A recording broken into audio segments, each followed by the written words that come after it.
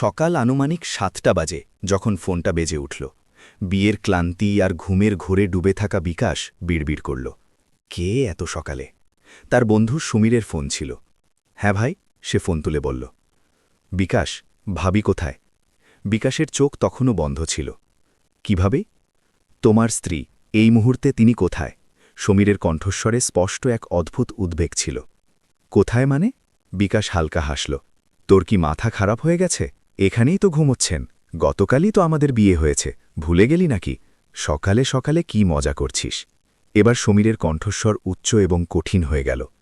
না বিকাশ, আমি একদম মজা করছি না, সিরিয়াসলি জিজ্ঞেস করছি, ভাবি এখন কোথায়? এবার বিকাশের ঘুম যেন এক ধাক্কায় ছুটে গেল।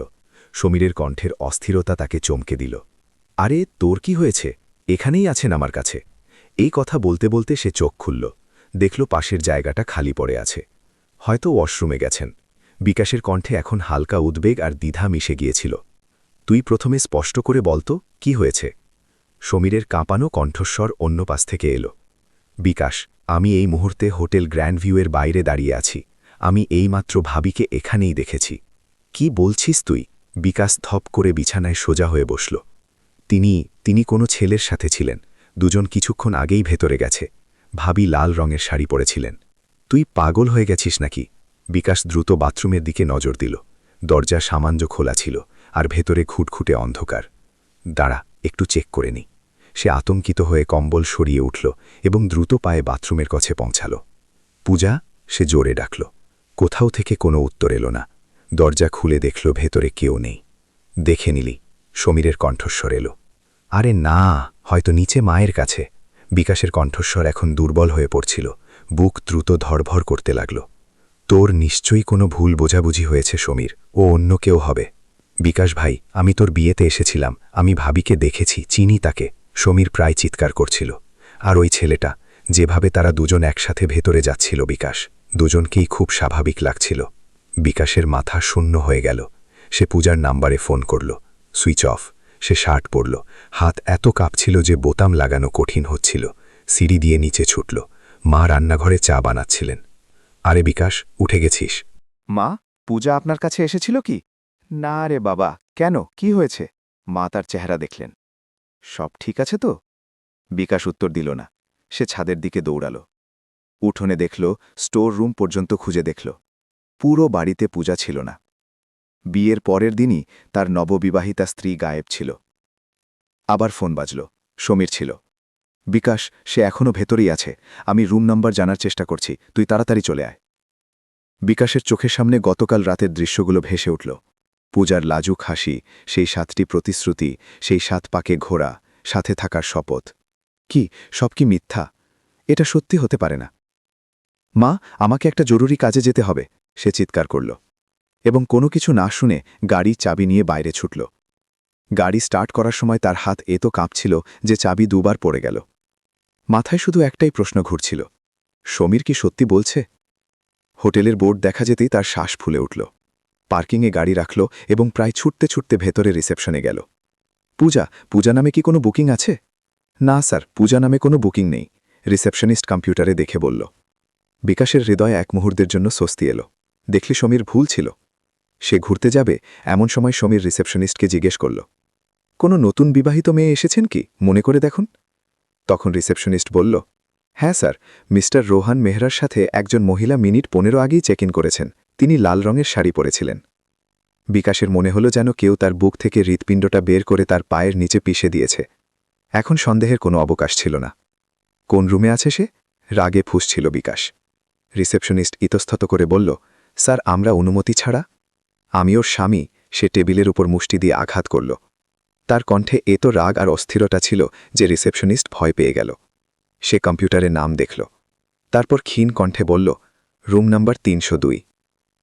লিফটের মাধ্যমে বিকাশ রুম নাম্বার 302-এর বাইরে পৌঁছাল। এদিকে সমীর নিচেই অপেক্ষা করছিল। ভেতর থেকে হালকা হালকা আওয়াজ আসছিল, কথা বলার আওয়াজ, হাসির আওয়াজ। সে তার সমস্ত সাহস জড়ো করল এবং দরজায় টোকা দিল।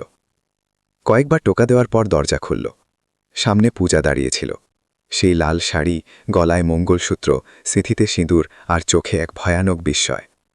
তাকে সামনে দেখে পূজার মুখ সাদা হয়ে গেল, যেন সে ভূত দেখেছে। বিকাশকে সেখানে নিজের সামনে দাঁড়িয়ে থাকতে দেখে পূজার মুখমণ্ডল থেকে যেন সমস্ত রক্ত নিংড়ে নেওয়া হয়েছিল। বিকাশ, তুমি? তার জিভ জড়িয়ে যাচ্ছিল, শব্দগুলো যেন মুখ থেকে বের হতে ভয় পাচ্ছিল। তুমি এখানে কিভাবে? বিকাশ একটি শব্দও বলল না। তার স্থির দৃষ্টি পূজার কাঁধের ওপর দিয়ে পেছনের দৃশ্যের ওপর আটকে ছিল। সেখানে ঘরের মাঝখানে একটি ছেলে দাঁড়িয়েছিল, সেও হতবাক ছিল, কিন্তু তার মুখের লজ্জার চেয়ে এক অদ্ভুত ঔদ্ধত্য বেশি ছিল। তার শার্টের উপরের দুটি বোতাম খোলা ছিল, মুখে নির্লজ্জতার ভাব। বিছানার চাদরটা কিছুটা এলোমেলো ছিল, সেখানে বিছানায় প্রাতরাশের প্লেটও রাখা ছিল। সব কিছু স্পষ্ট ছিল। বিকাশ কিছুই বলল না, একটিও শব্দ না। তার চোখ পূজার মুখের উপর স্থির ছিল, যা এখন অপরাধ বোঝার ভয়ে নত হয়ে গিয়েছিল। সেই চোখে হাজারো প্রশ্ন ছিল, লাখো অভিযোগ ছিল, কোটি কোটি স্বপ্ন ভেঙে যাওয়ার ব্যথা ছিল। একটিও শব্দ না বলে বিকাশ ঘুরে গেল এবং সেখান থেকে হেঁটে গেল। পূজার কণ্ঠস্বর পেছন থেকে এলো, বিকাশ, দাঁড়াও, শোনো তো। কিন্তু বিকাশের পা থামল না। সে কিভাবে গাড়ি পর্যন্ত পৌঁছালো, কিভাবে সে গাড়ি স্টার্ট করল, তার কোনো হুঁশ ছিল না। পূজার মুখ, তার ভীত চোখ, সেই ছেলেটার চ্যালেঞ্জপূর্ণ দৃষ্টি, এলোমেলো বিছানা, প্রতিটি দৃশ্য তার বুকে আরও একটি আঘাত হানছিল। কেন, কেন পূজা? একবার, শুধু একবার আমাকে জানিয়ে দিতে পারতে। আমি তোমার খুশির জন্য নিজে থেকেই এই সম্পর্ক অস্বীকার করতাম, কিন্তু এই প্রতারণা কেন? আমার ভালোবাসার, আমার বিশ্বাসের, আমার পুরো পরিবারের সম্মানের তুমি এক মুহূর্তে তামাশা বানিয়ে দিলে। প্রশ্নগুলোর এই কোলাহল তাকে ভেতর থেকে গ্রাস করছিল, কিন্তু উত্তর দেওয়ার মতো কেউ ছিল না। সে ঘণ্টার পর ঘণ্টা ধরে শহরের অচেনা রাস্তাগুলোতে গাড়ি চালাতে লাগল, কোনো গন্তব্য ছাড়া। ফোন একটানা বাজছিল, মার, বাবার, সমীরের। স্ক্রিনে নাম জ্বলছিল, কিন্তু সে ফোন তুলল না। কি বলতো সে? কোন মুখে বলতো যে তার জগৎ উজাড় হয়ে গেছে? অবশেষে যখন শরীর আর মন দুজনেই জবাব দিয়ে দিল, তখন সে গাড়ি বাড়ির দিকে ঘুরিয়ে দিল। সে জানত না যে বাড়ি গিয়ে সে কী বলবে, কি করবে। তার কোনো পরিকল্পনা ছিল না, ছিল শুধু অসীম ব্যথা আর শূন্যতা। যখন সে বাড়ি পৌঁছাল, তখন দুপুর 2টো বাজছিল। বাড়ির বাইরের সাজসজ্জা এখন তার কাছে এক অশ্লীল ঠাট্টার মতো মুখ ভেঙচি কাটছিল। সে কাঁপানো হাতে দরজা খুলল। ভেতরের দৃশ্য দেখে তার পায়ের নিচের মাটি সরে গেল। ড্রয়িং রুমে সোফায় মা আর বাবা বসেছিলেন এবং তাদের ঠিক সামনে হাতে জলের গ্লাস নিয়ে পূজা বসেছিল, একদম শান্ত। বিকাশ, এসে গেছিস আমার বাচ্চা? মা তাকে দেখেই স্বস্তির নিঃশ্বাস ফেলে দাঁড়িয়ে উঠলেন। কোথায় চলে গিয়েছিলে তুমি? আমরা সবাই কত ভয় পেয়ে গিয়েছিলাম, ফোনও তুলছিলে না। বিকাশ পাথরের মূর্তির মতো দাঁড়িয়ে থাকল। আরে বাবা, এদিকে তুমি গায়েব আর ওদিকে আমাদের বউ। বাবা কপাল থেকে ঘাম মুছতে মুছতে বললেন, আমরা তো ভয়ই পেয়ে গিয়েছিলাম। এটা তো ভাগ্য ভালো যে ও এসে জানালো যে সকালে ওর হঠাৎ শরীর খারাপ হয়ে গিয়েছিল, অস্বস্তি হচ্ছিল, তাই টাটকা বাতাস নিতে কাছের পার্ক পর্যন্ত চলে গিয়েছিল। কিন্তু বাবা, তোমার তো অন্তত বলে যাওয়া উচিত ছিল, তাই না? পার্ক, টাটকা বাতাস, এই শব্দগুলো শুনে বিকাশের ঠোঁটে এক বিবর্ণ, তিক্ত এবং বেদনাদায়ক হাসি ফুটে উঠল। কি দারুণ মিথ্যা, আর কত সহজে বলে দিল। কোথায় ছিলে বাবা? কিছু তো বলো। বাবার জিজ্ঞেস করাতে বিকাশ বলল, ও, আমি সমীরের বাড়ি গিয়েছিলাম, একটা কাজ ছিল। চলো বসে খাবার খেয়ে নাও, মা আদর করে বললেন। কিন্তু খিদে নেই বলে সে সোজা নিজের ঘরের দিকে এগিয়ে গেল। রাতের সময় বিকাশের ঘরের দরজায় একটি টোকা পড়ল। বিকাশ দরজা খুলল। সামনে পূজা দাঁড়িয়েছিল। তার মুখ অশ্রুতে ভেজা ছিল, চোখ ফোলা ফোলা ছিল, সে ভীষণভাবে কাঁপছিল। বিকাশ তাকে দেখল, তার চোখে গভীর বিষাদ ছিল। সে কিছু না বলে তাকে ভেতরে আসার রাস্তা করে দিল এবং দরজা বন্ধ করে নিল। ঘর তখনও তেমনই ছিল, ফুলে সাজানো তাদের সেই বিছানা, যেখানে সে তার নতুন জীবনের স্বপ্ন দেখেছিল। আজ বিকাশের কাছে সেটা তার চিতার মতো লাগছিল। ঘর বন্ধ হতেই পূজা মেঝেতে বসে গেল এবং বিকাশের পা জড়িয়ে ধরে হাউ হাউ করে কাঁদতে লাগল। আমাকে ক্ষমা করে দাও বিকাশ, আমার খুব বড় ভুল হয়ে গেছে, খুব বড় ভুল হয়ে গেছে। বিকাশ পাথরের মূর্তির মতো দাঁড়িয়ে থাকল। ভেতরে কোনো অনুভূতি অবশিষ্ট ছিল না, না রাগ, না সহানুভূতি। ওঠো, সে এক সপাট কণ্ঠে বলল। পূজা তার দিকে তাকাল, তার চোখে আশার এক ঝলক ছিল। সে উঠল এবং কাঁপতে কাঁপতে বলল, বিকাশ, আমি জানি যা হয়েছে তা ভুল ছিল, তার কোনো ক্ষমা নেই, কিন্তু প্লিজ একবার, শুধু একবার আমার কথা শোনো। বিকাশ কোনো উত্তর দিল না, শুধু তাকে দেখতে থাকল। তার নীরবতা পূজাকে আরও ভয় দেখাচ্ছিল। পূজা সাহস করে বলতে শুরু করল, ওই ছেলেটা যে আমার সাথে ছিল, সে রোহন। আমরা কলেজ থেকে একে অপরকে ভালোবাসতাম। এই কথা বলতে গিয়ে তার কণ্ঠস্বর ভেঙে গেল। আমরা বিয়ে করতে চেয়েছিলাম, কিন্তু আমার বাড়ির লোক এই ব্যাপারে একেবারেই রাজি ছিল না। রোহনের আর্থিক অবস্থা ভালো না, আর সে আমাদের জাতেরও না। আমি আমার বাবা মাকে বোঝানোর অনেক চেষ্টা করেছিলাম, কিন্তু তারা আমার একটা কথাও শোনেনি। তারা আমাকে সমাজে তাদের সম্মানের দোহাই দিল, নিজেদের কসম দিল। পূজার চোখ থেকে অশ্রু ঝরছিল। তারা জোর করে আমার বিয়ে তোমার সাথে ঠিক করে দিল। আমি প্রতিবাদ করেছিলাম, কেঁদেছিলাম, কাকুতি মিনতি করেছিলাম, কিন্তু কেউ আমার কথা শোনেনি। আমাকে বলা হয়েছিল যে আমি যদি এই বিয়ে না করি তবে তারা নিজেদের জীবন দিয়ে দেবে। আমি বাধ্য হয়েছিলাম বিকাশ। আমি হেরে গিয়েছিলাম। বিয়ের দিন পর্যন্ত আমি আশা করছিলাম যে কোনো অলৌকিক ঘটনা ঘটবে। রোহনও বলেছিল যে সে কিছু একটা করবে, কিন্তু সেও কিছু করতে পারল না। আমি মণ্ডপে এক জীবন্ত লাশের মতো বসেছিলাম। প্রতিটি রীতি, প্রতিটি প্রতিজ্ঞা আমার জন্য এক শাস্তি ছিল। বিকাশ চুপচাপ শুনতে থাকল। প্রতিটি শব্দ তার বুকে কাঁটার মতো বিঁধছিল। গতকাল রাতে যখন সবকিছু হয়ে গেল, আমার মনে হলো যে এখন আমার জীবন এই দমবন্ধ করা পরিস্থিতিতেই কাটবে। আজ সকালে যখন তুমি ঘুমাচ্ছিলে, রোহনের ফোন এলো। সে বলছিল যে সে আমার সাথে দেখা না করে থাকতে পারবে না। সে শহর ছেড়ে চিরতরে চলে যাচ্ছে এবং যাওয়ার আগে শুধু একবার আমার সাথে দেখা করতে চেয়েছিল, একান্তে, শুধু বিদায় বলার জন্য। পূজা বিকাশের হাত ধরার চেষ্টা করল, কিন্তু বিকাশ তার হাত পেছনে সরিয়ে নিল। আমি নিজেকে আটকাতে পারিনি বিকাশ। আমার মনে হয়েছিল যে যদি আমি তাকে শেষবারের মতো বিদায় না বলি তবে আমি সারা জীবন এই বোঝা নিয়ে বাঁচতে পারবো না। আমি কসম খাচ্ছি বিকাশ, আমি শুধু তাকে এটা বলতে গিয়েছিলাম যে এখন আমাদের মাঝে আর কিছু হতে পারে না। আমি তাকে এটা বলতে গিয়েছিলাম যে আমি এখন তোমার স্ত্রী এবং আমি আমার সম্পর্ক পুরোপুরি সততার সাথে পালন করব।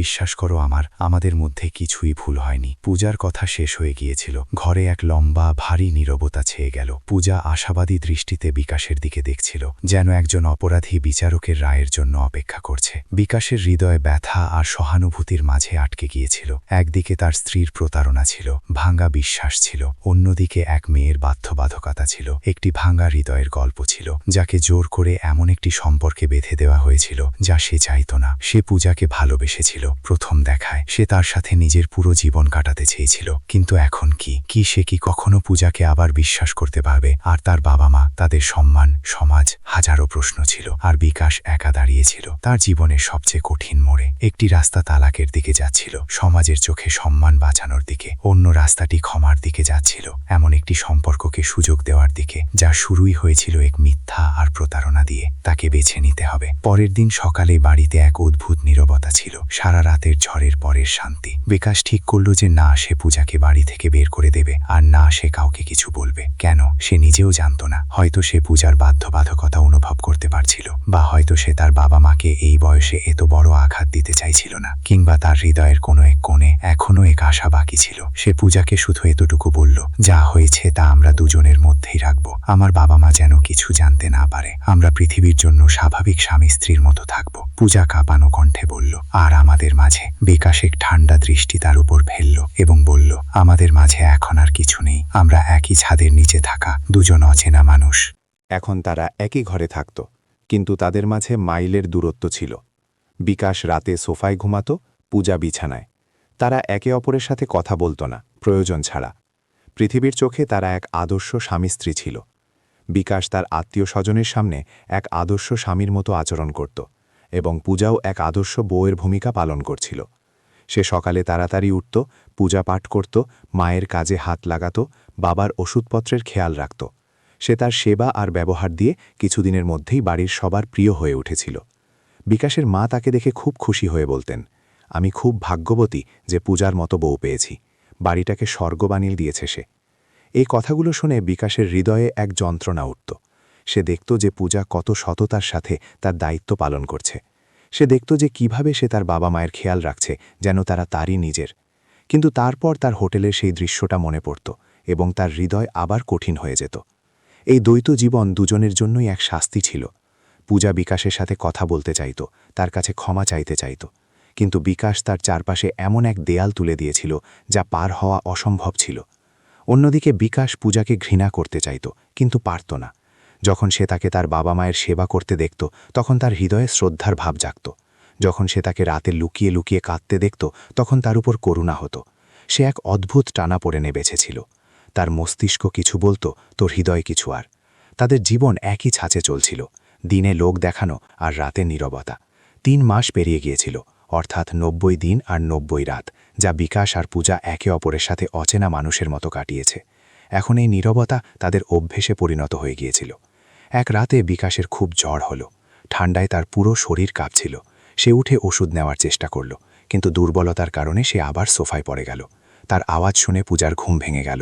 সে আলো জ্বালল এবং বিকাশকে এই অবস্থায় দেখে ভয় পেয়ে গেল। সে দৌড়ে তার কাছে এলো এবং তার কপালে হাত রাখল। কপাল আগুনের মতো গরম ছিল। বিকাশ, আপনার তো খুব জ্বর, সে উদ্বেগের সাথে বলল। বিকাশ দুর্বল চোখে তার দিকে তাকালো। পূজা তাকে ধরে ওঠালো এবং জ্বরের ওষুধ খাওয়ালো, কিন্তু জ্বর বেশি ছিল। সে রান্নাঘরে গেল এবং জল এনে বিকাশের মাথায় ভেজা পট্টি রাখতে লাগল। সে পুরো রাত এক মুহূর্তের জন্যও ঘুমোয়নি, শুধু তার কাছে বসে রইল। সকালে যখন বিকাশের চোখ খুলল, সে নিজেকে বিছানায় পেল এবং পূজাকে সোফায় বসে বসে ঘুমাতে দেখল। মাসখানেক পরে প্রথমবার বিকাশের হৃদয়ে পূজার জন্য ঘৃণার চেয়ে অন্য কোনো অনুভূতি জেগেছিল। সেই অনুভূতি কৃতজ্ঞতার ছিল। সেই দিনের পর সামান্য পরিবর্তন এলো। বিকাশ সোফায় ঘুমানো বন্ধ করে দিল। সে বিছানার এক কোণে ঘুমাতো আর পূজা অন্য কোণে, কিন্তু তাদের মাঝে নীরবতা এখনও ছিল। পূজা এই ছোট পরিবর্তনেই খুশি ছিল। সে আরও চেষ্টা শুরু করল। সে বিকাশের পছন্দের খাবার বানাতো, তার জামাকাপড় ইস্ত্রি করে রাখত, অফিস থেকে ফেরার পর তার জন্য জল নিয়ে আসত। বিকাশও দেখছিল যে পূজা কতটা বদলে গেছে এবং এই সম্পর্ককে বাঁচানোর জন্য কতটা চেষ্টা করছে। সে পূজার মধ্যে এখন এক প্রতারক মহিলাকে নয়, বরং এমন একটি মেয়েকে দেখতে পাচ্ছিল যে তার একটি ভুল শোধনার জন্য প্রাণপণে লেগে আছে। এক সন্ধ্যায় বিকাশ যখন অফিস থেকে বাড়ি ফিরল, সে দেখল যে পূজা বারান্দায় দাঁড়িয়ে আছে এবং তার চোখ ছলছল করছে। বিকাশ নিজেকে আটকাতে পারল না। সে তার কাছে গেল এবং ধীরে জিজ্ঞেস করল, কি হয়েছে? এই কয়েক মাসে এই প্রথম বিকাশ তার সাথে প্রয়োজন ছাড়া অন্য কোনো কথা বলল। পূজা চমকে তাকে দেখল, তারপর তার চোখ জলে ভরে এলো। কিছু না, শুধু বাবার কথা মনে পড়ছিল। আজ তার জন্মদিন। বিকাশ চুপ থাকল। তারপর কিছুক্ষণ পর বলল, ফোনে কথা বলে নাও, এবং ফোন লাগিয়ে পূজাকে দিয়ে দিল। পূজা ছলছল চোখে তাকে দেখল। সে বেশি কথা বলতে পারল না, শুধু কাঁদতে লাগল। ফোন রাখার পর সে বিকাশের দিকে ঘুরল এবং বলল, ধন্যবাদ। সেই একটি ধন্যবাদী মধ্যে এত কৃতজ্ঞতা আর এত ভালোবাসা ছিল যে বিকাশের মনও গলে গেল। সেই রাতে প্রথমবার বিকাশের মনে হল যে হয়তো এই সম্পর্ককে আরও একটি সুযোগ দেওয়া যেতে পারে। হয়তো সে আর পূজা একসাথে একটি নতুন শুরু করতে পারে। একটি দুর্বল হলেও আশার এক ঝলক দেখা যেতে লাগল। জীবন ধীরে ধীরে স্বাভাবিক হচ্ছিল। বিকাশ আর পূজা এখন একে অপরের সাথে সামান্য কথা বলতে শুরু করেছিল। বিকাশ মনে মনে পূজাকে ক্ষমা করার সিদ্ধান্ত নিয়েছিল। সে সেই অতীত ভুলে গিয়ে এক নতুন শুরু করতে চেয়েছিল, কিন্তু হয়তো ভাগ্য অন্য কিছু চেয়েছিল। একদিন যখন পূজা বাজার থেকে বাড়ি ফিরছিল, তখন হঠাৎ একটি বাইক তার সামনে এসে থামল। বাইকে রোহন ছিল। পূজাকে তাকে দেখে স্তব্ধ হয়ে গেল। তার হৃৎপিণ্ড দ্রুত ধরফর করতে লাগল। রোহন, তুমি এখানে কি করছো? তুমি তো শহর ছেড়ে চলে গিয়েছিলে। রোহন বাইক থেকে নামল। তার চোখে এক অদ্ভুত জেদ ছিল। আমি যেতে পারিনি পূজা, আমি তোমাকে ছাড়া বাঁচতে পারব না। আমি তোমার জন্য ফিরে এসেছি। এইসব কি বলছো তুমি রোহন? আমার বিয়ে হয়ে গেছে, এখন আমাদের মাঝে কিছু নেই, প্লিজ এখান থেকে চলে যাও, পূজা ঘাবড়ে গিয়ে বলল। সে ভয় পাচ্ছিল যে কেউ তাদের দেখে না ফেলে। বিয়ে? সেই বিয়ে যা জোর করে হয়েছে? তুমি কি ওই লোকটার সাথে খুশি? রোহন রাগে জিজ্ঞেস করল। হ্যাঁ, আমি খুশি। বিকাশ খুব ভালো মানুষ, সে আমার খুব খেয়াল রাখে। প্লিজ আমার জীবনে আর ফিরে এসো না রোহন, যাও এখান থেকে। পূজা প্রায় কাকুতিমিনতি করতে লাগল। আমি যাব না, রোহন তার হাত ধরতে ধরতে বলল। আমার সাথে চলো, তুমি শুধু আমার পূজা। পূজা এক ঝটকায় নিজের হাত ছাড়িয়ে নিল। খবরদার, যদি আমাকে আবার হাত দাও। ভুলে যাও আমাকে রোহন, আমি এখন তোমার না। এই বলে পূজা প্রায় দৌড়ে নিজের বাড়ির দিকে ছুটল। বাড়ি পৌঁছে সে দরজা বন্ধ করল এবং হাঁপাতে লাগল। তার পুরো শরীর ভয়ে কাঁপছিল। রোহন ফিরে এসেছে। সেই অতীত যাকে সে কবর দিয়ে দিয়েছিল, আজ আবার জীবিত হয়ে তার সামনে এসে দাঁড়িয়েছিল। সে ভয় পাচ্ছিল যে যদি বিকাশ এটা জানতে পারে, তবে সেই নাজুক বিশ্বাস যা সবেমাত্র তৈরি হওয়া শুরু করেছিল, তা আবার ভেঙে যাবে। সে বিকাশকে কিছু না জানানোর সিদ্ধান্ত নিল। তার মনে হয়েছিল যে সে এই সবটা একা সামলে নেবে। কিন্তু রোহন এত সহজে হার মানার পাত্র ছিল না। সে পূজাকে ফোন করা শুরু করল। পূজা তার নাম্বার ব্লক করে দিল। সে অন্য নাম্বারগুলো থেকে ফোন করা শুরু করল।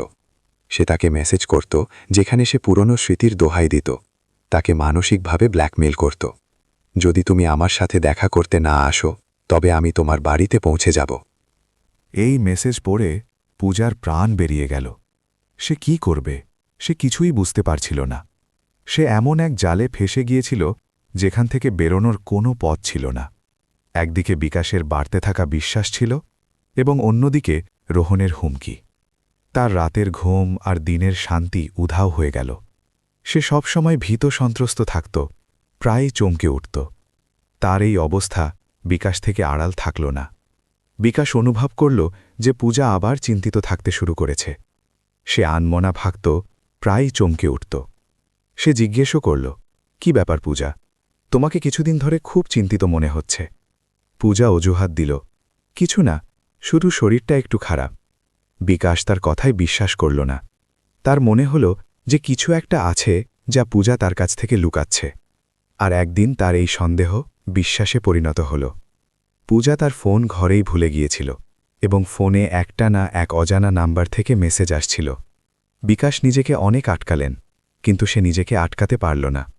সে ফোন তুলল এবং মেসেজগুলো পড়ল। পূজা, আমি তোমাকে ছাড়া থাকতে পারব না। কাল সন্ধে 5টায় সিটি ক্যাফেতে তোমার জন্য অপেক্ষা করব।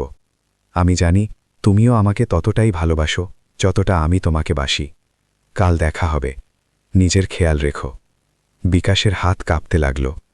সেই একই প্রতারণা, সেই একই মিথ্যা, আবার। আমি একে ক্ষমা করার কথা ভেবেছিলাম, আর এ আবার আমাকে ধোঁকা দিল। বিকাশের মনে হল যে সে পৃথিবীর সবচেয়ে বড় বোকা, যে একজন প্রতারককে আবার বিশ্বাস করার ভুল করেছে। বিকাশের জন্য সেই মুহূর্তটা কোনো কিয়ামত থেকে কম ছিল না। ফোনটা তার হাতে ছিল, আর রোহনের মেসেজ তার চোখের সামনে। সেই একই নাম, সেই একই প্রতারণা।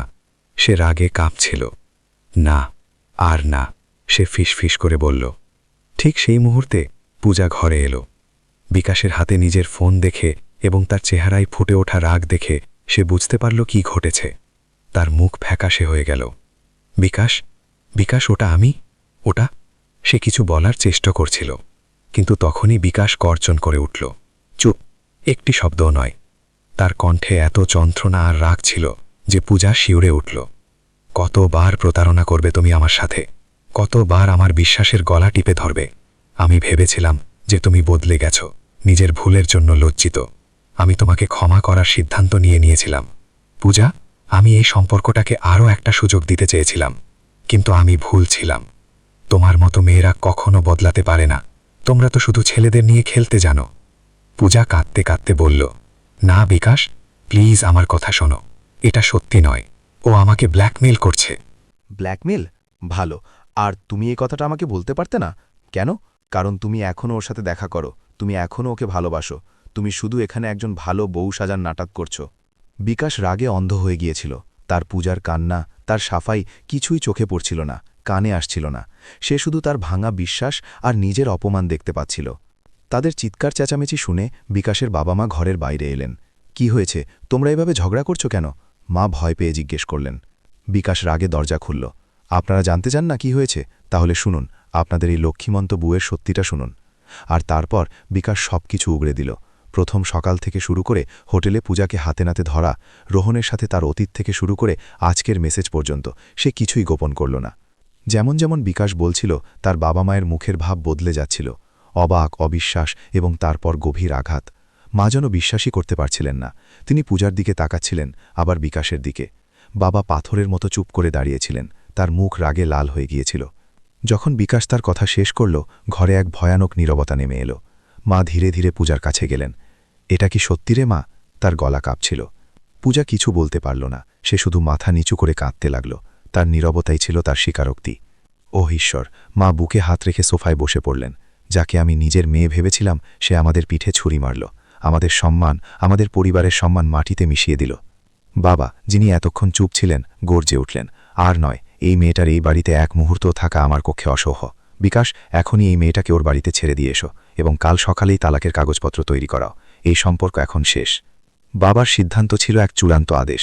বিকাশ চুপচাপ দাঁড়িয়েছিল। সে তো এটাই চেয়েছিল, কিন্তু এখন যখন এটা ঘটছিল, তখন তার এক অদ্ভুত অস্বস্তি হচ্ছিল। পূজা কাঁদতে কাঁদতে তার শ্বশুরের পা ধরে ফেলল। না বাবাজি, প্লিজ এমনটা করবেন না, আমি মরে যাব, আমি ভুল করেছি, কিন্তু আমি কোনো পাপ করিনি, প্লিজ আমাকে আরও একটা সুযোগ দিন। কেমন সুযোগ? বাবা চিৎকার করলেন। তুমি আমাদের ছেলের জীবন নষ্ট করে দিয়েছ, আমাদের সম্মান নিলাম করে দিয়েছ, বেরিয়ে যাও আমার বাড়ি থেকে এখনই। বাড়ির পরিবেশ এক যুদ্ধক্ষেত্রের মতো হয়ে গিয়েছিল। বিকাশ এক দোটানায় দাঁড়িয়েছিল, যেখানে বিকাশও দেখছিল যে পূজা কতটা বদলে গেছে এবং এই সম্পর্ককে বাঁচানোর জন্য কতটা চেষ্টা করছে। সে পূজার মধ্যে এখন এক প্রতারক মহিলাকে নয়, বরং এমন একটি মেয়েকে দেখতে পাচ্ছিল যে তার একটি ভুল শোধনার জন্য প্রাণপণে লেগে আছে। এক সন্ধ্যায় বিকাশ যখন অফিস থেকে বাড়ি ফিরল, সে দেখল যে পূজা বারান্দায় দাঁড়িয়ে আছে এবং তার চোখ ছলছল করছে। বিকাশ নিজেকে আটকাতে পারল না। সে তার কাছে গেল এবং ধীরে জিজ্ঞেস করল, কি হয়েছে? এই কয়েক মাসে এই প্রথম বিকাশ তার সাথে প্রয়োজন ছাড়া অন্য কোনো কথা বলল। পূজা চমকে তাকে দেখল, তারপর তার চোখ জলে ভরে এলো। কিছু না, শুধু বাবার কথা মনে পড়ছিল। আজ তার জন্মদিন। বিকাশ চুপ থাকল। তারপর কিছুক্ষণ পর বলল, ফোনে কথা বলে নাও, এবং ফোন লাগিয়ে পূজাকে দিয়ে দিল। পূজা ছলছল চোখে তাকে দেখল। সে বেশি কথা বলতে পারল না, শুধু কাঁদতে লাগল। ফোন রাখার পর সে বিকাশের দিকে ঘুরল এবং বলল, ধন্যবাদ। সেই একটি ধন্যবাদী মধ্যে এত কৃতজ্ঞতা আর এত ভালোবাসা ছিল যে বিকাশের মনও গলে গেল। পূজা আরও বলল, আমি জানি আমি তোমার বিশ্বাস ভেঙেছি, তোমাকে সব দিক থেকে কষ্ট দিয়েছি, এবং আমি এর শাস্তি ভোগ করার জন্য প্রস্তুত। যদি তুমি তালাক চাও, তাহলে আমি কিছু না বলে কাগজপত্রে সই করে দেব। আমি তোমার কাছ থেকে কোনো ভরণপোষণ বা অন্য কিছু চাইব না। শুধু একটা শেষ প্রশ্নের জবাব দিয়ে দাও। বিকাশ তার দিকে তাকালো। তোমার কি এই কটা মাসে এক মুহূর্তের জন্য মনে হয়নি যে আমরা এক হতে পারতাম? পূজার চোখ থেকে জল ঝরতে লাগল। তোমার কি কখনো আমার ভালোবাসার ওপর বিশ্বাস হয়নি? পূজার এই প্রশ্ন শুনে বিকাশ মুখ ফিরিয়ে নিল। সে তার আবেগ দেখাতে চাইছিল না। এই সব কথার এখন আর কোনো মানে নেই। মানে আছে বিকাশ, পূজা বলল। আমি শুধু এটা জানতে চাই যে তোমার হৃদয়ে আমার জন্য এখনও কোনো জায়গা বাকি আছে কিনা। বিকাশ চুপ থাকল। তার ভেতরে এক দ্বন্দ্ব চলছিল। একদিকে তার পরিবার, তার সম্মান, তার ভাঙা হৃদয়, অন্যদিকে পূজার অশ্রু এবং তার সেই প্রশ্ন যা তার আত্মাকে নাড়িয়ে দিচ্ছিল। তালাকের প্রথম তারিখ এসে গেল। বিকাশ এবং পূজা দুজনেই নিজেদের পরিবারের সাথে কোর্টে পৌঁছাল। কোর্টের করিডর এক যুদ্ধক্ষেত্রের মতো লাগছিল, যেখানে দুটি পরিবার একে অপরের শত্রু হয়ে দাঁড়িয়েছিল। কেসের শুনানি শুরু হল। বিকাশের আইনজীবী কথা বলা শুরু করলেন। তিনি পূজার ওপর প্রতারণা, ব্যভিচার এবং মানসিক নির্যাতনের গুরুতর অভিযোগ আনলেন। তিনি হোটেলের ঘটনার উল্লেখ করলেন, রোহনের সাথে তার সম্পর্কের কথা বললেন এবং সাম্প্রতিক মেসেজগুলিকে প্রমাণ হিসেবে পেশ করলেন। প্রতিটি শব্দ পূজার চরিত্রের ওপর কাদা ছুটছিল। পূজা শুধু মাথা নিচু করে সবকিছু শুনছিল। তার গাল বেয়ে অশ্রু ঝরছিল। বিকাশকে এই সব দেখে অস্বস্তি লাগছিল। এই সেই পূজা ছিল যাকে সে কখনো শ্রদ্ধা করত, যাকে সে ভালোবাসতে শুরু করেছিল, আর আজ সে তাকে ভরা আদালতে অপমানিত হতে দেখছিল। তার আইনজীবীর কথাগুলো সত্যি ছিল, কিন্তু যেভাবে সেগুলোকে পেশ করা হচ্ছিল সেটা পূজাকে একজন অপরাধী আর নিজেকে একজন অসহায় শিকার হিসেবে প্রমাণ করছিল, যা পুরো সত্যি ছিল না। যখন পূজার আইনজীবীর পালা এলো, তখন তিনিও দিফায়ে পক্ষে যুক্তি দিলেন। তিনি বললেন যে এই বিয়ে পূজার ইচ্ছের বিরুদ্ধে হয়েছিল, তাকে তার বাবা মা বাধ্য করেছিলেন। রোহন তার অতীত ছিল এবং সে তার কাছ থেকে শুধু বিদায় নিতে গিয়েছিল। তিনি এও বললেন যে পূজা গত মাসে একজন আদর্শ স্ত্রী এবং পুত্রবধূ হওয়ার সব কর্তব্য পালন করেছে, কিন্তু বিকাশ আর তার পরিবার তাকে কখনো গ্রহণ করেনি। অভিযোগ পাল্টা অভিযোগের পর্ব চলতে থাকল। বিচারক দুপক্ষকে নীরবে শুনছিলেন। তারপর সেই মুহূর্ত এলো যার জন্য সবাই অপেক্ষা করছিল। বিচারক বিকাশকে সাক্ষীর কাঠগড়ায় ডাকলেন। বিকাশের হৃৎপিণ্ড জোরে জোরে ধরফর করছিল। সে ধীরে ধীরে হেঁটে কাঠগড়ায় দাঁড়াল। তার সামনে একদিকে তার পরিবার ছিল, যারা তার কাছ থেকে পূজার বিরুদ্ধে বিষ উগলে দেওয়ার আশা করছিল। অন্যদিকে পূজা আশাবাদী দৃষ্টিতে তার দিকে তাকাচ্ছিল। আইনজীবী প্রশ্নের বন্যা শুরু করলেন। মিস্টার বিকাশ, এটা কি সত্যি যে আপনার স্ত্রী বিয়ের পরের দিন সকালেই তার প্রেমিকের সাথে একটি হোটেলে ছিলেন? জি, বিকাশ ক্ষীণ কণ্ঠে বলল। এটা কি সত্যি যে তিনি আজও তার প্রেমিকের সাথে যোগাযোগ রাখেন এবং আপনার কাছ থেকে লুকিয়ে তার সাথে দেখা করেন? বিকাশ চুপ হয়ে গেল। এটা আধা সত্যি ছিল। সে যোগাযোগে ছিল, কিন্তু নিজের ইচ্ছাই নয়, তাকে ব্ল্যাকমেল করা হচ্ছিল। সে এক মুহূর্তের জন্য পূজার দিকে তাকাল, তার ভীত সন্ত্রস্ত চোখ। জবাব দিন মিস্টার বিকাশ, আইনজীবী জোর দিয়ে বললেন। বিকাশ একটা গভীর নিঃশ্বাস নিল। সে সিদ্ধান্ত নিয়েছিল সে আর মিথ্যার আশ্রয় নেবে না, না নিজের পক্ষ থেকে না পূজার পক্ষ থেকে। সে আজ আদালতে শুধু সত্যি বলবে। সে যোগাযোগে ছিল, বিকাশ বলল, কিন্তু নিজের ইচ্ছাই নয়, তাকে ব্ল্যাকমেল করা হচ্ছিল। তার এই জবাবে কোর্টরুমে এক নীরবতা নেমে এলো। তার নিজের আইনজীবী এবং পরিবার অবাক হয়ে তার দিকে তাকাল। আপনার মানে কি? বিচারক জিজ্ঞেস করলেন। বিকাশ সাহস করে কথা বলা শুরু করল। বিচারক মহোদয়, আমার আইনজীবী যা কিছু বলেছেন তা সত্যি। আমার স্ত্রী আমাকে প্রতারণা করেছে, কিন্তু তিনি যা বলেননি তা হল এই প্রতারণার কারণ কি ছিল। এই বিয়ে আমার স্ত্রীর ইচ্ছের বিরুদ্ধে হয়েছিল, তাকে বাধ্য করা হয়েছিল, এবং যে ছেলেটির সাথে সে দেখা করতে গিয়েছিল সে তার ভালোবাসা ছিল, যাকে সে বিদায় জানাতে গিয়েছিল। হ্যাঁ, তার পদ্ধতি ভুল ছিল। তার উচিত ছিল আমাকে সত্যিটা বলা। সে ভুল করেছে, অনেক বড় ভুল। বিকাশ এক মুহূর্ত থামল, তারপর পূজার দিকে তাকিয়ে বলল, কিন্তু একটি ভুল কি একজন মানুষকে এতটা খারাপ প্রমাণ করে দেয় যে তাকে ক্ষমার একটি সুযোগও না দেওয়া হয়? বিকাশ আজ প্রথমবার সবার সামনে পূজার পক্ষ নিল। সে তার অপরাধ স্বীকার করল, কিন্তু তার পেছনের বাধ্যবাধকতাও তুলে ধরল। সে আদালতে তাদের সম্পর্কের সত্যিটাকে কোনো রাগঠাক না করে তুলে ধরল। এখন ফয়সালা বিচারকের হাতে ছিল। বিকাশের স্বীকারোক্তি কোর্টরুমে উপস্থিত প্রত্যেককে চমকে দিয়েছিল, বিশেষ করে তার নিজের পরিবারকে। তার বাবার রাগে তাকে দেখছিলেন। বিচারক বিকাশের কথা মনোযোগ দিয়ে শুনলেন এবং তারপর পূজার দিকে তাকালেন। মিসেস পূজা, আপনি কি কিছু বলতে চান? পূজা কাঁদতে কাঁদতে বলল, বিচারক মহোদয়, আমি যা করেছি তার জন্য আমি লজ্জিত, কিন্তু আমি আমার স্বামীকে প্রতারণা করার উদ্দেশ্য নিয়ে কিছু করিনি। আমি শুধু আমার অতীত থেকে মুক্তি পেতে চেয়েছিলাম। আমি এই সম্পর্কটাকে মন থেকে মেনে নেওয়ার চেষ্টা করেছি। আমি আমার শ্বশুর শাশুড়ির সেবায় কোনো কমতি রাখিনি। আমি শুধু একটা সুযোগ চেয়েছিলাম নিজের ভুল শোধরানোর। বিচারক কিছুক্ষণ ভাবলেন। তারপর তিনি বিকাশকে জিজ্ঞেস করলেন, মিস্টার বিকাশ, আপনি আপনার স্ত্রীর ওপর এত গুরুতর অভিযোগ আনছেন, কিন্তু আপনার কথা শুনে মনে হচ্ছে আপনি এখনও এই সম্পর্কটাকে একটা সুযোগ দিতে চান। আপনি আসলে কি চান, তালাক নাকি আপোষ? বিকাশের সামনে এখন আর কোনো দ্বিধা ছিল না। সে তার হৃদয়ের আওয়াজ শুনে নিয়েছিল। বিচারক মহোদয়, বিকাশ দীর্ঘ কণ্ঠে বলল, যখনই বিয়ে হয়েছিল তখন আমি আগুনের সামনে 7 পাক ঘুরে প্রতিজ্ঞা করেছিলাম যে আমি সব পরিস্থিতিতে আমার স্ত্রীর পাশে থাকব, তার রক্ষা করব। আমি মানি যে আমার স্ত্রী ভুল করেছে, কিন্তু সে অপরাধী নয়। গত কমাসে আমি আমার স্ত্রীকে নিজের ভুলের জন্য অনুশোচনা করতে দেখেছি। আমি তাকে এই সম্পর্কটাকে বাঁচানোর জন্য সর্বাত্মক চেষ্টা করতে দেখেছি। আর আজ আমি এই আদালতের সামনে বলতে চাই যে আমিও এই সম্পর্ককে আরও একটা সুযোগ দিতে চাই। এই কথা বলতে বলতে সে তার আইনজীবীর দিকে ঘুরল এবং বলল, আমি এই তালাকের মামলা প্রত্যাহার করতে চাই। এই কথা শোনা মাত্র বিকাশের বাবা নিজের চেয়ার থেকে উঠে দাঁড়ালেন। বিকাশ, তুমি এ কি বলছো? তোমার হুঁশ আছে? আমার পুরো হুঁশ আছে বাবা, বিকাশ শান্তভাবে উত্তর দিল, এবং আমি আমার জীবনের সবচেয়ে সঠিক সিদ্ধান্ত নিয়েছি। পূজা আমার স্ত্রী এবং সে আমার সাথে আমার বাড়ি যাবে। বিচারক বিকাশের মুখে দৃঢ় সংকল্প দেখলেন। তিনি হেসে বললেন, আদালত স্বামী স্ত্রীর মধ্যে আপোষ করার যে কোনো চেষ্টাকে স্বাগত জানায়। তিনি মামলাটি খারিজ করে দিলেন। কোর্টের বাইরে বিকাশের বাবা তার সাথে কথা বলতে অস্বীকার করলেন। আজ থেকে তুমি আমার কাছে মরে গেছ, তিনি বললেন, এবং নিজের স্ত্রীকে নিয়ে সেখান থেকে চলে গেলেন। এখন সেখানে শুধু বিকাশ আর পূজা ছিল। পূজা তখনও বিশ্বাস করতে পারছিল না যে যা ঘটল তা সত্যি। বিকাশ আজ ভরা আদালতে নিজের পরিবারের বিরুদ্ধে গিয়ে তাকে গ্রহণ করেছে। সে তার স্বামীই নয়, তার ঢাল হয়ে গিয়েছিল। বিকাশ তার কাছে এলো। জন, সে ধীরে বলল। পূজা কিছু বলতে পারল না, সে শুধু কেঁদে যাচ্ছিল। বিকাশ তার হাত ধরল। তারা দুজনে চুপচাপ কোর্ট থেকে বেরিয়ে এলো এবং গাড়িতে বসল। গন্তব্য সেই একই বাড়ি ছিল, কিন্তু এবার যাত্রা নতুন ছিল। এই যাত্রা ছিল দুটি ভাঙা হৃদয়কে জুড়ে এক নতুন গল্প লেখার। যখন বিকাশ আর পূজা বাড়ি পৌঁছাল তখন বাড়ির পরিবেশ বদলে গিয়েছিল। বিকাশের বাবা মা নিজেদের জামাকাপড় গুছিয়ে তাদের পুরনো বাড়িতে চলে গিয়েছিলেন, এই বলে যে তারা এমন বাড়িতে থাকতে পারেন না যেখানে তাদের ছেলে পরিবারের সম্মানের চেয়ে একজন প্রতারক নারীকে বেছে নিয়েছে। বাড়ি খালি আর নীরব ছিল।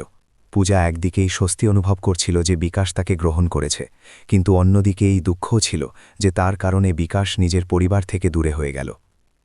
এই সব আমার জন্য হয়েছে, পূজা অপরাধ বোধে ভরে বলল। তোমার বাবা মা তোমার উপর রাগ করেছেন। বিকাশ তাকে দেখল। আজ রাগ করেছেন, কিন্তু আমি জানি একদিন তারা অবশ্যই বুঝবেন। বাবা মা তো আমার, বেশিদিন আমার থেকে দূরে থাকতে পারবেন না। সেই রাতে মাসখানেক পর বিকাশ আর পূজা একসাথে একই টেবিলে খাবার খেল। পরের কয়েকদিন আর সপ্তাহ তাদের সম্পর্কের জন্য এক পরীক্ষার মতো ছিল। তাদের একে অপরকে আবার জানতে হতো, একে অপরের ওপর আবার বিশ্বাস করতে শিখতে হতো। এটা সহজ ছিল না। অতীতের ছায়া বারবার তাদের মাঝে চলে আসত। কখনো বিকাশের হোটেলের সেই দৃশ্যটা মনে পড়ত, তো কখনো পূজার কোর্টে নিজের ওপর লাগা অভিযোগগুলো। কিন্তু এবার দুজনেই সাহস হারায়নি। যখনই কোনো খারাপ স্মৃতি আসত, তারা একে অপরের সাথে কথা বলত। বিকাশ পূজার বাধ্যবাধকতাগুলো বোঝার চেষ্টা করত, আর পূজা বিকাশের যন্ত্রণা অনুভব করত। তারা একে অপরের কাছে নিজেদের দুর্বলতা, নিজেদের ভয় সবকিছু বলতে শুরু করে দিল।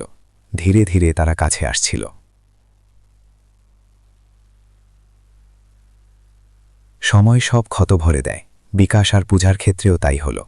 তাদের সম্পর্কের মধ্যে বিশ্বাস আর ভালোবাসা ধীরে ধীরে নিজের জায়গা তৈরি করছিল।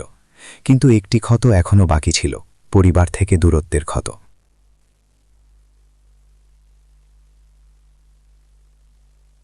মাজি, আজ আমি আপনার পছন্দের লাউয়ের তরকারি বানিয়েছিলাম। আপনাকে খুব মনে পড়ছিল। শাশুড়ি চুপ থাকতেন, কিন্তু পূজা বারবার ফোন করত। তাদের খোঁজখবর নিত, তাদের স্বাস্থ্যের ব্যাপারে জিজ্ঞেস করত। ফলে বাধ্য হয়ে তাদের হ্যাঁ বা নায় উত্তর দিতে হতো। সে প্রতিবার আদর করে কথা বলত, যদিও ওপাশ থেকে কোনো উত্তর আসত না। তার কণ্ঠে এত সত্যি আর আপনত্ব থাকত যে পাথরের মনও গলে যেত। আর বিকাশের মায়ের মনও তো অবশেষে মায়েরই ছিল। ধীরে ধীরে তাদের রাগ গলতে লাগল। তিনি এখন পূজার সাথে কিছুক্ষণ কথা বলতেন, তার কাছ থেকে বাড়ির ব্যাপারে, বিকাশের ব্যাপারে জিজ্ঞেস করতেন। একদিন পূজার কাছে তার শাশুড়ির ফোন এলো। বেটি, তোর শ্বশুরের কিছু একটা হয়েছে, তিনি শ্বাস নিতে পারছেন না। এই কথা শুনে বিকাশ আর পূজার পায়ের নিচের মাটি সরে গেল। তারা এক মুহূর্ত নষ্ট করল না, গাড়ি বের করল এবং সোজা তাদের পুরনো বাড়ির দিকে ছুটল। সেখানকার দৃশ্য হৃদয় বিদারক ছিল। বিকাশের বাবার মুখ ঘামে ভেজা ছিল এবং তিনি কষ্টে শ্বাস নিচ্ছিলেন। কোনো দেরি না করে তারা বাবাকে গাড়িতে বসালো এবং শহরের সেরা হাসপাতালের দিকে গাড়ি হাঁকাল।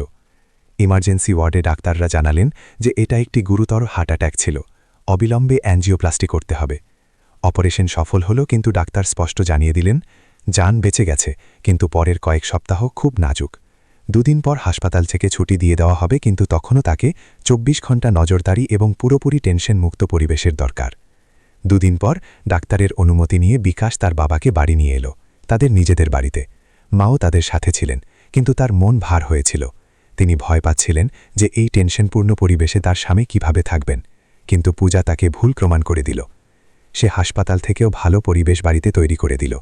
সে একটা ঘর পুরোপুরি তার বাবার জন্য তৈরি করল। সকালের প্রথম চা থেকে শুরু করে রাতের শেষ ওষুধ পর্যন্ত পূজা তার সব কিছুর খেয়াল রাখছিল। ডাক্তার যেমন পুষ্টিকর আর হালকা খাবার বলে দিয়েছিলেন, সে নিজে বানাত। কখনো ডালের জল, তো কখনো মশলা ছাড়া খিচুড়ি। সে সময় মতো তার ব্লাড প্রেশার পরীক্ষা করত, তাকে ধরে একটু হাঁটতে সাহায্য করত। কখনো কখনো তার পাশে বসে খবরের কাগজ পড়ে শোনাত, যাতে তার একঘেয়েমি না লাগে। বিকাশের বাবা, যিনি এতদিন পূজার নাম শুনতেও ঘৃণা করতেন, নীরবে সবকিছু দেখছিলেন। তার চোখে পূজার নিঃস্বার্থ সেবা এক চলচ্চিত্রের মতো চলছিল।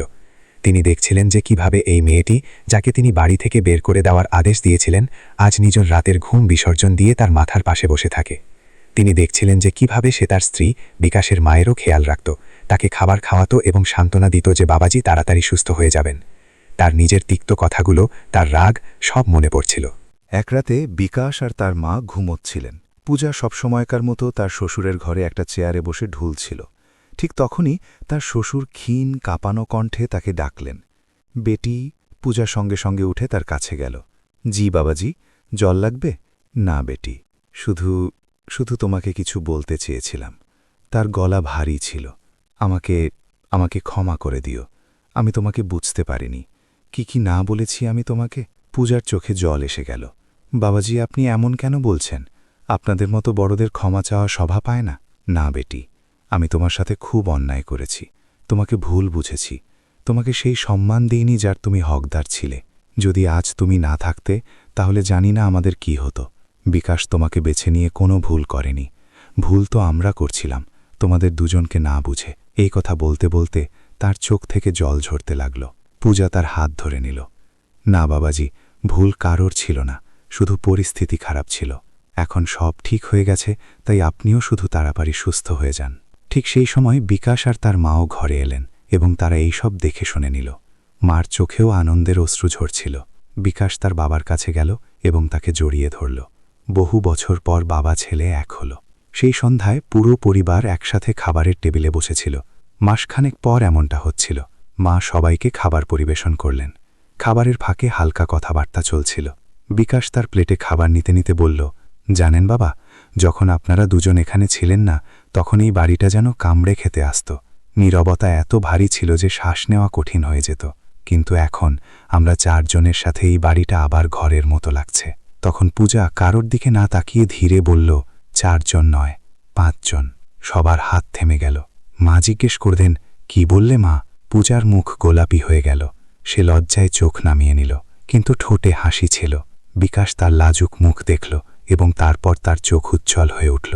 সত্যি, তার কণ্ঠে অবিশ্বাস, খুশি এবং উৎসাহ ছিল। পূজা শুধু ধীরে মাথা নাড়াল। আমি বাবা হতে চলেছি, বিকাশ চিৎকার করে উঠল এবং সঙ্গে সঙ্গে উঠে দাঁড়াল। সে পূজাকে চেয়ার থেকে ওঠালো এবং তাকে কোলে তুলে ঘোরাতে লাগল। ও মাই গড, পূজা হাসতে হাসতে বলল, বিকাশ, নিচে নামাও আমাকে। আমি বাবা হতে চলেছি, আমি বাবা হতে চলেছি। বিকাশ পুরো ঘরে পূজাকে নিয়ে ঘুরছিল। মার চোখে আনন্দের জল এসে গেল। তিনি সঙ্গে সঙ্গে হাত জোড় করে ওপরে তাকিয়ে বললেন, ধন্যবাদ ভগবান, তোমার লক্ষ লক্ষ ধন্যবাদ। বাবার চোখও জলে ভরে গেল। তিনি হাসছিলেন এবং তার মুখে গর্ব ঝরে পড়ছিল। আমরা দাদু দিদা হতে চলেছি, তিনি ভারী কণ্ঠে বললেন। বিকাশ অবশেষে পূজাকে নিচে নামাল। ধন্যবাদ পূজা। মা উঠলেন এবং পূজাকে বুকে জড়িয়ে নিলেন। বেটি, তুই আমাদের সবকিছু দিয়ে দিলি, এখন তো সত্যিই এই বাড়িটা পূর্ণ হয়ে গেল। বাবা পূজার মাথায় হাত রাখলেন। সেই সন্ধ্যায় বাড়ির খাবারের টেবিলে শুধু খাবার পরিবেশন করা হয়নি, সেখানে খুশি ভাগ করা হয়েছিল, স্বপ্ন দেখা হয়েছিল এবং এক নতুন আগামীকে স্বাগত জানানো হয়েছিল। তো বন্ধুরা, সম্পর্ক ভুল দিয়ে শেষ হয় না, বরং চেষ্টা না করার ফলে শেষ হয়। আর যদি ভালোবাসা সত্যি হয়, তবে তা ক্ষমার পথ দিয়ে গিয়ে বিশ্বাসের গন্তব্যে পৌঁছেই যায়। তো বন্ধুরা, আপনাদের এই গল্পটি কেমন লাগলো? আপনার মতামত মন্তব্য করে অবশ্যই জানান, এবং এটাও জানান যে আপনারা আমাদের গল্প ভারতের কোন শহর থেকে শুনছেন। আর বন্ধুরা, যদি আপনার জীবনেও এমন কোনো ঘটনা বা কোনো অভিজ্ঞতা হয়ে থাকে যা আপনি চান যে আমরা গল্পের রূপে সবার সামনে নিয়ে আসি, তবে আপনারা অবশ্যই আমাদের লিখে পাঠান। আপনারা মন্তব্য করতে পারেন বা বর্ণনায় দেওয়া ইমেল আইডিতে মেলও করতে পারেন। ধন্যবাদ।